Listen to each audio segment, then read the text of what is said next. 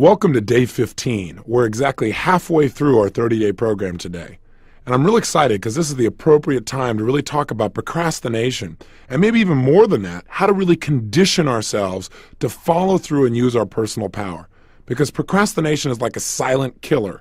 It keeps most of us from really achieving what we want, and yet we don't pay attention to it because it seems like such a small thing, till it literally becomes a habit that keeps us from the abundance that we really want in our lives.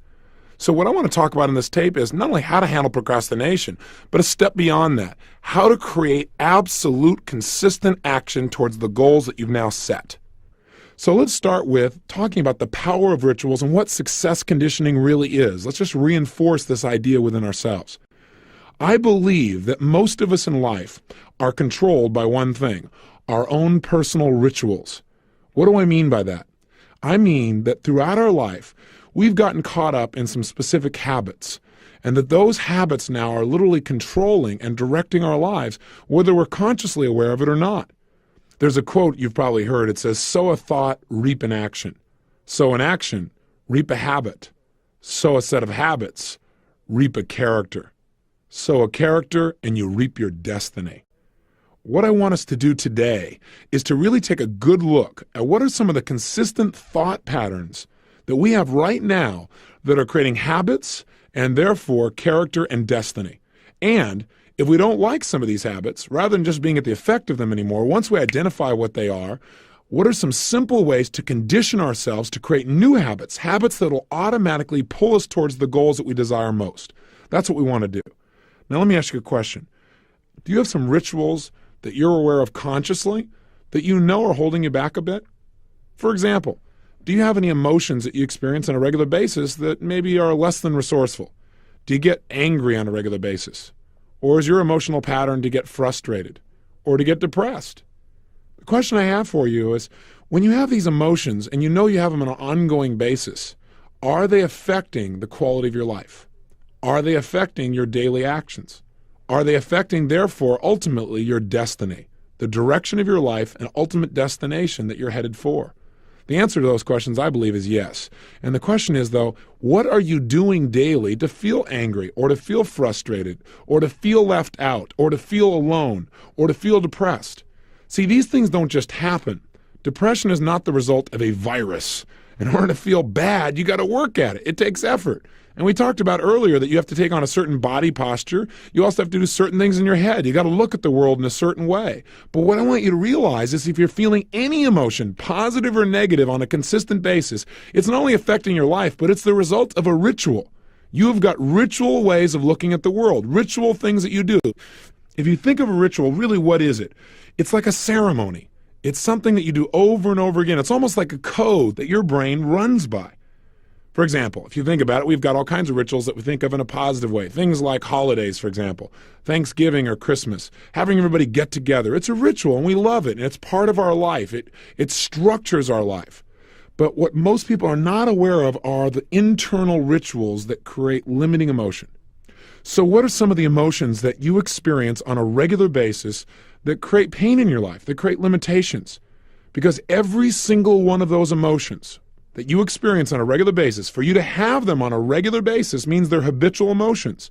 For you to have habitual emotions, there are certain habits that you've developed. You've developed a ritual of looking at the world, ritual ways of talking to yourself, ritual ways of moving your body that allow you and cause you to feel this way on an ongoing basis. So let's discover what your rituals are, because you may have picked those rituals up from a tribe you no longer belong to. Maybe it's time for you to create some new ones here. Maybe you're part of a stronger tribe, one you picked instead of one you just fell into or were born into. So let's take a look. Pull out your success journal if you would. Now, if it's not nearby, then at least pull out a piece of paper. And what I want you to do right now is I want you to write down at least 5 emotions that you experience habitually, meaning on an ongoing basis, maybe once or twice or 3 times a week average, something that happens more than once. But you can count on it. In other words, next week, you'll probably feel that at least once or twice during the week. And it's a negative emotion. In other words, emotion that denigrates your experience or makes you feel unhappy or frustrated. Or let's take some examples. What are 5 negative emotions you experience on a regular basis? And I'll give you some samples. How about emotions like frustration, anger, resentment, Or you could take more internal ones like feeling overwhelmed or sad or depressed. What are some of the negative emotions? Disappointment. What are some of those that maybe you feel on a fairly strong ongoing basis? Jot them down right now. Don't turn me off. I'm still watching you. Make sure you're writing this down. If you're just sitting there thinking, well, I guess that's okay, but ideally write them down. Come up with at least 5. 5 limiting emotions. Depression, frustration, anger, overwhelm, sadness. What other ones are there out there? Despair. Being discouraged. Now, as soon as you get these 5 down, jot them down quickly. What I want you to begin to do is think about, okay, in order to feel these emotions, what do you have to do? One at a time. What do you have to believe? What do you have to do inside your head? I'm going to give you an example. If you're consistently disappointed in life, why might that be? What are the rituals that you've set up for yourself that create disappointment? Well, one of those is having expectations of exactly how you want things to be in advance. And then, obviously, having to deal with other people in your world and having them do things a little differently than you expect. Does that set you up for disappointment? Or having a perfection frame that says this is exactly how it has to be, and if it's anything different than this, then I'm going to be disappointed. Or having unrealistic expectations in the first place about how quickly something can be done, for example. All those things are ways, they're rituals that you have. They're habits of approaching your life and your world that set you up for disappointment. In addition, to be disappointed, you have to believe that you can't change anything. In other words, disappointment is an emotion that I personally rarely experience. And the reason is, to be disappointed, I have to feel like there's no way I can change something. Now I get frustrated. That's my favorite one. Because frustrated to me says, it's still possible to get the job done. It's still possible to accomplish, but it hasn't happened yet. And that makes me frustrated because I know it could happen and it hasn't happened yet. I know we can still turn this thing around, but why hasn't it? That's called frustration. So I have a different ritual than disappointment. To be disappointed, you'd have to think that something you wanted didn't happen and it's not going to. It's over. Do you follow me? So I want you to begin to analyze how you set up these rituals. Why? Because once you understand how you do something, then you can turn it around and change it. I mean, traditionally, for example, somebody comes to me in therapy a lot of times, or someone comes up to me in a seminar and they'll say to me, "Oh, Mr. Robbins, I'm just so depressed." And I'll say, "That's excellent. How do you do that?" And usually they'll look at me like I'm crazy and go, "What are you talking about?" I said, "How have you pulled that off? How have you accomplished this state?" And they say, "What do you mean how have I accomplished it?" I said, "Well, it takes effort. It's not easy to get depressed. That's a pretty intense emotion. I mean, you must have been working on this one for years to develop the kinds of habits and rituals that allow you to be able to consistently go into this state with very little effort." And usually what this does is break their pattern rather radically. But then we begin to really analyze it, and they find out there are specific things. I say, what's the first, if I wanted to be as depressed as you, how would I go about it? Teach me the ritual. What's step 1? Oh, I should look down. Is that it? Okay. And then what's step 2? Oh, breathe real shallow. Let my face get a little frown on it or drag down. Okay, I see. Now drool just a little bit out the side of my mouth. Okay, excellent. And what else? Oh, make ugly pictures in my head of the worst possible scenarios. Oh, and then drop my tonality down to, oh, good. Okay, let me try that. Oh, yeah, now I'm feeling pretty lousy too. Yeah, it seems to work. I now know your ritual. I'm almost as good as you are. Give me some practice. Now, at this point, usually I got them laughing pretty strong, and what we've done is interrupted their state. But the point is, we've also pointed out there is a ritual going on here, and that ritual is done over and over again in order to get depressed. You know what's exciting? You also have great rituals you develop to create all the positive emotions you have. The problem is, people come to me all the time and they say, "Tony, all I want in life is peace of mind. If I could just have that, my whole life would be so wonderful." Or they say things to me like, "Well, gosh, if I could just feel happy, just, once or twice a day, gosh, my life would be wonderful." And I say, "Great, I have the answers. I'll show you how to do it right now. All we got to do is find out how you've done it in the past, show you how to do it, and you can do it every time. Just discover your own rituals." They look at me kind of dumbfounded. Their mouth kind of hangs open. I say, "Well, let me ask you a question. Have you ever felt peace of mind even for a moment?" The person says, "Well, not very often." "Well, have you ever had one of those moments in your whole life, one of those real zingers called peace of mind?" And the person will usually think for a moment and say, "Well, yeah." And I'll say, "Great. What did you do back then? Let's go back to those moments. What did you do with your body and your mind? Specifically, what did you do first? What did you do second?" And I got them through, and all of a sudden they find out what they did. "Well, I began to breathe like this instead of like this. I tilted my head like this. Actually, I began to talk to myself in this tone of voice, and I had this tempo, and I began to feel really relaxed and really good inside, and I just focused on how everything in life really is perfect. It may not seem like it in the moment, but it always will be. I tell myself this too will pass, and I just feel really good. I said, well, how do you feel right now? They go, well, pretty good. I said, well, do you have peace of mind right now? Well, gosh, actually I do. I said, write that down. They go, what? I said, write that down. You now have the recipe for peace of mind. You have your ritual. Now all you got to do is install it and condition yourself so that this ritual gets triggered automatically. In other words, think about it. Don't you have things in your world that trigger you to start running your ritual? I mean, look, December 25th comes by and what happens? You change everything. Suddenly you become a nice person. Suddenly you start treating people well. You start smiling at strangers, actually initiating conversations, and then of course days like April 15th come along, in which case you seem to respond differently to strangers as you're pulling up to the post office, fighting your way to get to the mailbox, and all of a sudden those same people that you smiled on right around December 25th, you're looking at them like they're dirt. How dare they move in front of you at this time? Isn't it amazing how we develop different rituals based upon stimuli in our environment? What is that? It's called conditioning. We have environmental things that trigger us, and we call those anchors. And they trigger us to run some of our little rituals, to trigger some of our regular little emotions. So what would be ideal if we want lifelong success and more happiness and more joy and more passion and more fun and more money and closer friendships and the chance to make a difference in the world, or other such subtle changes, would be for us to actually get clear on how we run our own brains.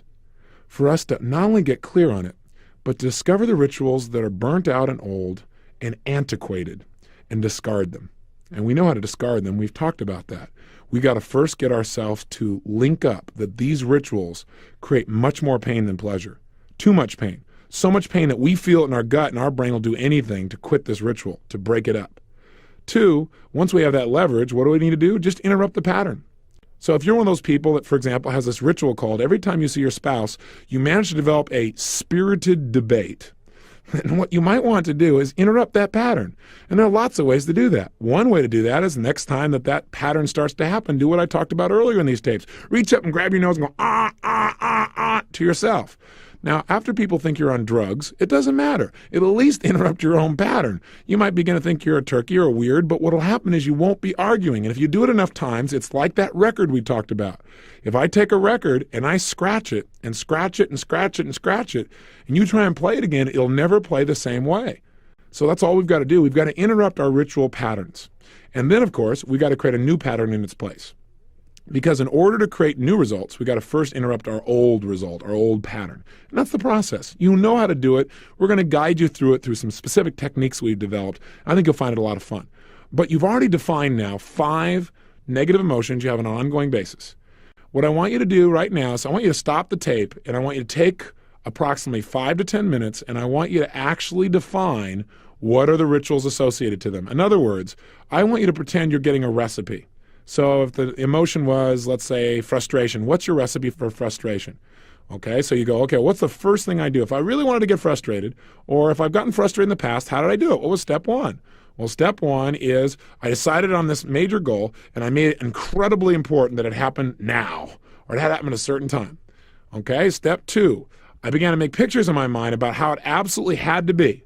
Step 3, I had to see it not happening as quickly as I wanted it to. Step 4, I had to see other things getting in the way of my accomplishing it that were beyond my control and they were making me angry. And step 5, I had to see that it was still possible but wasn't getting done. Okay, so now I know how to get frustrated. If I wanted to do it right now, I could do it with anything. Okay, first create the pressure in myself about something has to be done and just guide myself through it. I'm not just being humorous here. I want you to see what your rituals are so you can begin to interrupt the pattern. Step 1 is awareness. Does that make sense? So please turn off the tape right now, stop the tape, and go ahead and write these down. Now you might be saying, well, I'm in the car. Is it possible that for 5 minutes you could pull over right now and do this? Of course it's not. But if you could, pull over and do it now. You've got 5 minutes, go for it. Welcome back. So I've got a question for you. What did you learn? What did you find out about yourself and some of your habits and rituals? And I'm curious, when you wrote down these steps, first of all, did you really do it or just give up? Did you go, oh, God, this is too complicated. I'll just turn the tape back on. Or did you not even turn it off to start with? And you're still listening to me. If that's true, turn the tape off and do this exercise. Do you understand me? Otherwise, I'm going to be imitating Sam Kinison, and you're going to wish you'd turn the tape off. Okay, now, if you did do your exercise, no problem. What I want to know is, number one, what did you learn? Now, I know this isn't necessarily easy, but it is worth doing. What did you learn about yourself? If you hung in there and you went step by step and really rehearsed, went over in your head and pretended that you were trying to get somebody to portray you as an actor and take you through the steps so they could get in the same state, what did you learn about what you do? First of all, I hope you learned that you are the creator, that you're the one that's sourcing this emotion in your body, and you're doing it with some very specific actions. In other words, you don't get any result in your body or your mind without some action preceding it. There's a great book that I hope you'll pick up. If you haven't already read it, you probably have, but it's a book called As a Man Thinketh. And I wanted to read you a quote out of it because I just love it. This book is fabulous. It really reinforces what we're talking about here. It says, man is made or unmade by himself. In the armory of thought, he forges the weapons by which he destroys himself. He also fashions the tools with which he builds for himself heavenly mansions of joy, strength, and peace. By the right choice and true application of thought, man ascends to divine perfection. By the abuse and wrong application of thought, he descends below the level of the beast. Between these two are all the grades of character, and man is their maker and master. Of all the beautiful truths pertaining to the soul, none is more gladdening or fruitful of divine promise and confidence than this, that man is the master of thought, the molder of character, and the maker and shaper of condition, environment, and destiny. My message to you is simple. I want you to take these kinds of inspirational thoughts and make them practical and real. For years, I read hundreds and hundreds of books that inspired me, and I got all emotional, but I didn't do anything with it. That's what this bizarre style of talking to you is all about. I want to make sure that you don't just get an idea, but that you use it. If all you did is get one idea and you apply it, now you have some power. And the power is in understanding how our own minds work, not just knowing that we're in control. That is step one. Knowing that we're the shapers of our own destiny and character and the life that we feel and experience daily, but also knowing how. See, I don't want to just know why questions like, why does this happen to me? I want to know, how do I do this? How do I make it happen? And I want you to discover that as well. Does this make sense? So if you didn't do the exercise thoroughly, do it some more in more detail. Let's go to the second step, though. I want you now to have some fun. And the fun is, I want you to now in your success journal to write down 5 positive emotions that you experience on an ongoing basis. In other words, 5 emotions that if I picked any week out of the hat, you probably experience this positive emotion at least once or twice a week. In other words, what are some of your habitual empowering emotions? Okay, and we want to find out what are the rituals behind them. So what are some of those emotions? Maybe love, maybe generosity, maybe the feelings of contribution, maybe feeling powerful or effective or competent or successful or happy or joyous or sympathetic or connected. I don't know. Obviously, I seem to have more of these than the old list. These flow a little easier because these are more of the emotions that flow for me. But what are they for you? What are some of those empowering emotions you feel every single week? Grateful, whatever it is. Jot them down now. Stop the tape, and you got 2 steps to this exercise. Step 1 is come up with 5 empowering emotions you experience on an ongoing basis that enhance your life. Step 2 is describe how do you do this, step by step, so that you don't just have to count on someday these things happening. Once you know how you do it, let's say motivation, you feel motivated sometimes. Well, I want you to find out, what do you do to get motivated? If I was going to be you, and you're going to teach me to be as motivated as you are, what would you have me do? Step 1, step 2, step 3. What would I do with my body? What would I have to picture in my mind? How would I picture it? What would I say to myself? Guide me through it by creating a set of instructions or a recipe book for this thing called motivation. A recipe book for this emotion called seductive. See, if you've ever felt seductive, maybe you ought to find out what you did to get yourself to feel that way. That way tonight, when you get with the person you love most, hey, whammo, you pull out your recipe book and you go, hey, I got this seduction ritual. Let me try this out on you. Have some fun. That's what life's about. Turn the tape off now. Write in your success journal. 5 empowering emotions. How do you make them happen? Take some time, at least 5 minutes. Go for it. Welcome back. And I hope this really is a welcome back, because you better have turned this tape off and done this exercise. Otherwise, I will come find you. Okay, now, if I seem too obnoxious, I apologize. I'm just trying to have some fun. Back to our story. What are 5 emotions that you have on a regular basis that are really empowering? What were they? And question is, what did you learn? What did you find out by making this list again? Did you discover, for example, that there's a consistent set of gestures or motions or ways of looking at the world that all these emotions have in common? I don't know if you noticed that or not. You may have, you may not have. Did you happen to notice by any chance what the triggers were that created these positive emotions? In other words, what were some of the anchors in your environment that fired these off? If not, you might want to put some thought into that. Because one of the things I want you to begin to pay attention to, and what we're going to work on tomorrow, is how to create environmental stimuli. There's a nice big word for us. In other words, anchors, triggers in our environment that will automatically cause us to fire off these positive rituals. In other words, what are some things we can set up in our environment that will make us feel good on an ongoing basis?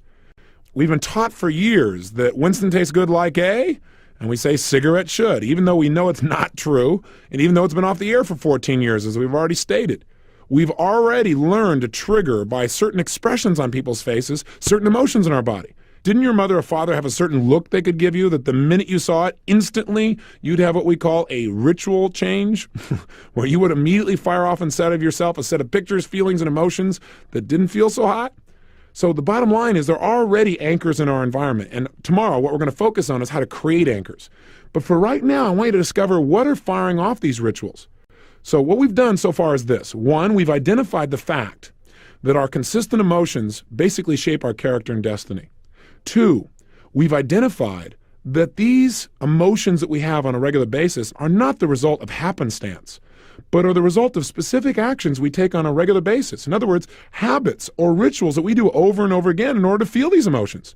In other words, you can't just all of a sudden get an emotion. You have to do something. And if you have that emotion a lot, you have to do that situation over and over again, and it has become a ritual. 3, we've identified what are 5 of the most limiting rituals you run on yourself. What are 5 of the things you do over and over again in order to create some of these negative emotions? And now that you know what they are, you can identify them. So if you start to get depressed, you go, oh, I'm running my depression ritual again. And then you can decide, do I want to be depressed? Or would I rather run a ritual called learning, or a ritual called excitement, or a way of running my brain, or a ritual that will create for me a sense of drive and motivation? You literally will have the choice to pick these out. And now you can literally identify it. See, a lot of people go, I am depressed. Well, that's pretty exciting. So I thought you were Tony Robbins. I thought your name was somebody else. But now you're telling me this is who you are? No, what you mean is right now I am running my depression ritual. There's a big difference, isn't there? See, if you start holding that you are depression or you are angry or you are something, that's your whole world. I hope you're a lot more than any singular emotion you might feel in a particular moment. We don't want to take emotions and turn them into our identity. Does that make sense? Because that's when you really begin to destroy your own self-image and disempower you. It's the quickest way to destroy your ability to use personal power, is to identify yourself with a set of limiting emotions. And that's what a lot of people do. I am a failure. One of the biggest gross generalizations we can make. What you might say is, my present rituals are not giving me the results I want. Or I'm running a ritual on myself right now that makes me feel bad, and I call that feeling bad failure. See, change that process. And that's what we've done, step 3. 4th thing we've done in this tape is have you identify what are your positive rituals? What are the positive emotions you experience on a regular basis, and how do you do that? So that now you can do what I've already alluded to. At any moment in time, if you want to feel absolutely loved, all you have to do is fire off those certain actions. Sit a certain way, breathe a certain way, make the pictures in your head, talk to yourself a certain way, whatever it is you do that causes you to feel loved. Now, I know I've gone through this rapidly, and I know it may not be as simple for you to do initially as I say. And the only reason is because you're brand new at it. Hey, how good were you at driving a stick shift the first time you did that? Yeah, you went, grind, and you went, and I'm supposed to watch the road too? What are you, crazy? But you know what? You didn't give up. You didn't go, oh, God, this isn't worth it. I'll just never drive. I'll keep riding my bike, right? Or my horse. No. What you did is you kept at it. And so this tape is worthy, or this practice is worthy of going over and over again. And let me just tell you one thing. Our own beliefs or expectations about an exercise or anything else in life controls our ability. So if when I gave you the exercise, you said, oh, this is too difficult, or this is too complicated, or I can't really do that, then you're right. So I really ask you to give yourself the benefit of this tape by going and doing it again maybe. And even if you did it well, maybe refining the process, but come from the place of, hey, listen, in order for me to feel a certain way, I have to do certain things. Let me think of a time when I felt that way. Let me go back in state, put myself back in the experience, really be there as if it was happening, Let me see what I do first, second, third, fourth, to the best of my memory, to the best of my ability. That's what I'm asking you to do. And lastly, to wrap this day up, what I want you to remember is that this package is about how to move ourselves beyond procrastination into our really unlimited power.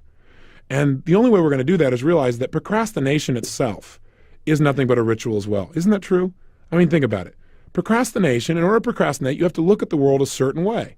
You have to think about how taking action will be more painful than not taking action. You have to look at things in a very certain way. You have to use your body in a certain way. You have to say things like, do I have to do this? And there are lots of ways to deal with procrastination. I'm going to show you some ways to condition yourself. But the easiest way to deal with procrastination, I believe, is just put it off. Start procrastinating later on. I mean, you say, I'll procrastinate on Friday. Right now I'm busy. I have to go to work. I have to produce this result. Now, if you're already good at procrastinating, then you'll have no problem doing this. You already know how to do this. So whatever you used to procrastinate with, that process, use it to put off procrastinating. You go, oh, this guy's gone off the deep end. No, I haven't. I'm serious. Have some fun with it. Let your mind get a little tantalized with this. See, what if you started having fun with your own brain? What if you started looking at the fact and noticing and telling yourself, hey, I'm in charge here. What a concept. That I can actually find out how I do things instead of being on my subconscious automatic pilot, and I can take control and steer this baby the direction I really want it to go. That's what I'm offering you the opportunity to do. That's what today's really about. So take control of that. And specifically with procrastination, just remember, if you procrastinate, why are you procrastinating? Fear. Fear that what's going to happen will be more painful than not doing anything. It's that simple.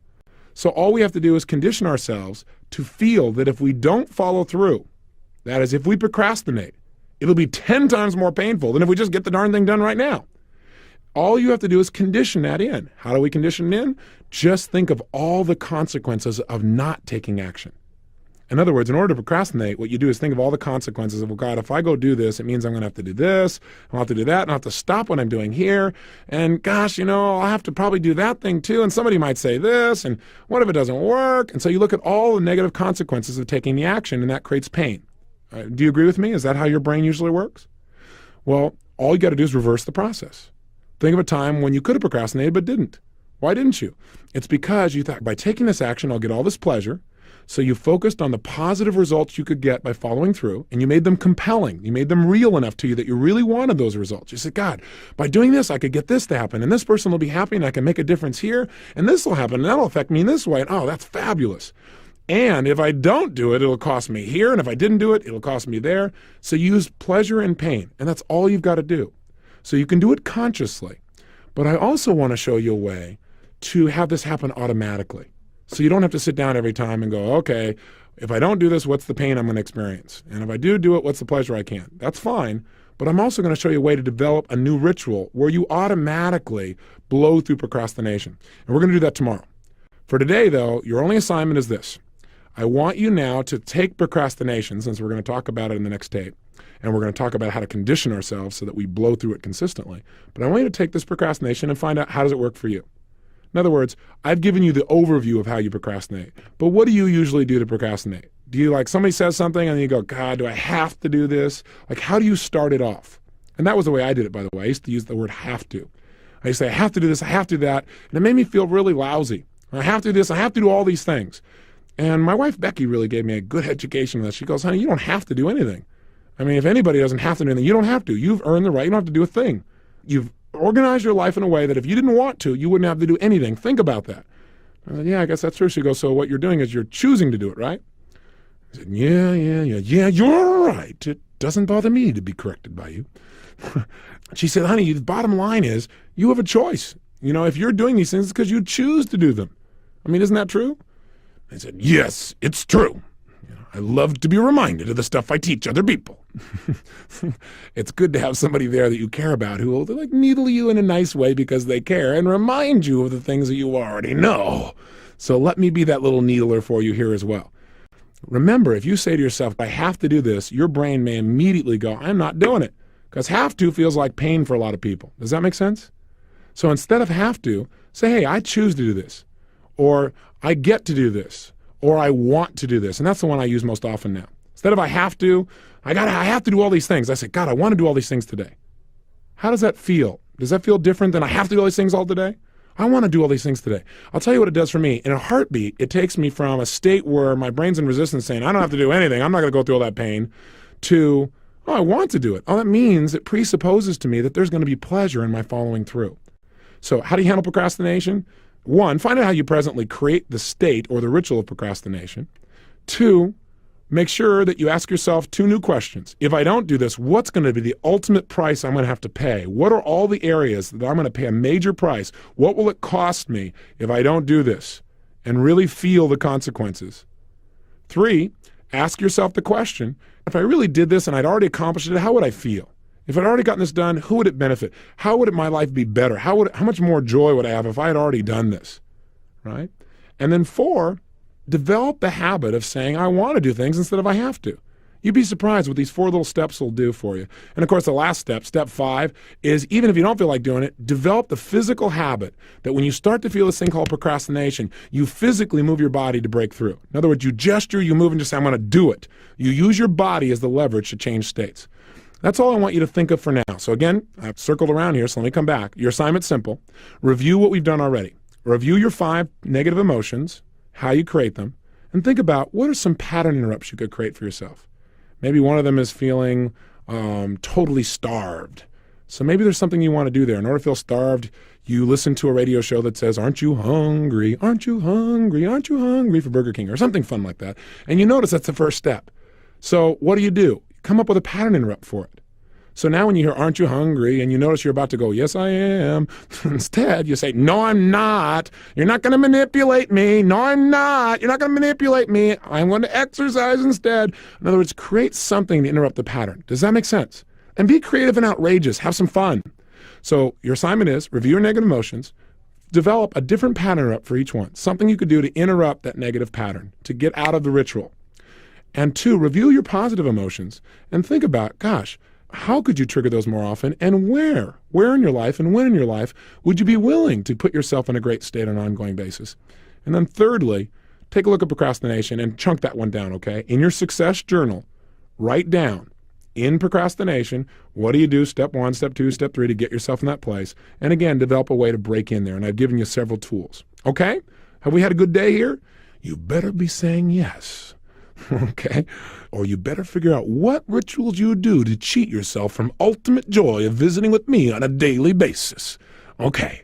I'll see you tomorrow, and tomorrow we're going to talk about success conditioning, how to get ourselves to consistently feel the way we want. We've talked about it a little bit before, but we're going to do it in depth now. We're going to teach you how to do some anchoring and how to condition yourself so that once you identify a new ritual, you can make it last without any conscious effort. In other words, you can install the rituals that support your life. Till then, have fun today and live with passion.